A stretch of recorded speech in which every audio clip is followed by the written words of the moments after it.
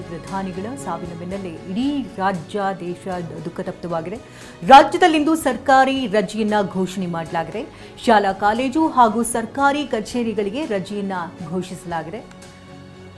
7 ದಿನಗಳ ಕಾಲ ರಾಷ್ಟ್ರೀಯ ಶೋಕ ಶೋಕಾಚರಣೆಯಲ್ಲಿ ಇರಬೇಕಾಗುತ್ತೆ. 7 ದಿನಗಳ ಕಾಲ ಹಾಗೂ ರಾಜ್ಯ ಹಾಗೂ ಕೇಂದ್ರದ ಸರ್ಕಾರಿ ಕಾರ್ಯಕ್ರಮಗಳೆಲ್ಲವೂ ಕೂಡ ಈ ಸಂದರ್ಭದಲ್ಲಿ ರದ್ದಾಗಿರುತ್ತೆ. 1 ವಾರಗಳ ಕಾಲ ಕಾಂಗ್ರೆಸ್ನ ಎಲ್ಲಾ ಕಾರ್ಯಕ್ರಮಗಳನ್ನು ರದ್ದುಪಡಿಸಲಾಗಿದೆ. ಮಾಜಿ ಪ್ರಧಾನಿ ಡಾಕ್ಟರ್ ಮನಮೋಹನ್ ಸಿಂಗ್ ನಿಧನದ ಬೆನ್ನಲ್ಲೇ ರಾಜ್ಯದಲ್ಲಿಂದು ಸರ್ಕಾರಿ ರಜೆಯನ್ನ ಘೋಷಿಸಲಾಗಿದೆ. ಶಾಲಾ ಕಾಲೇಜುಗಳಿಗೆ ಹಾಗೆ ಸರ್ಕಾರಿ ಕಚೇರಿ ಎಲ್ಲದಕ್ಕೂ ಕೂಡ ರಜೆಯನ್ನ ಘೋಷಿಸಿದ್ದಾರೆ. 7 ದಿನಗಳ ಕಾಲ ರಾಷ್ಟ್ರೀಯ ಶೋಕ ದಿನಾಚರಣೆಯನ್ನು ಆಚರಿಸಲಾಗುತ್ತೆ.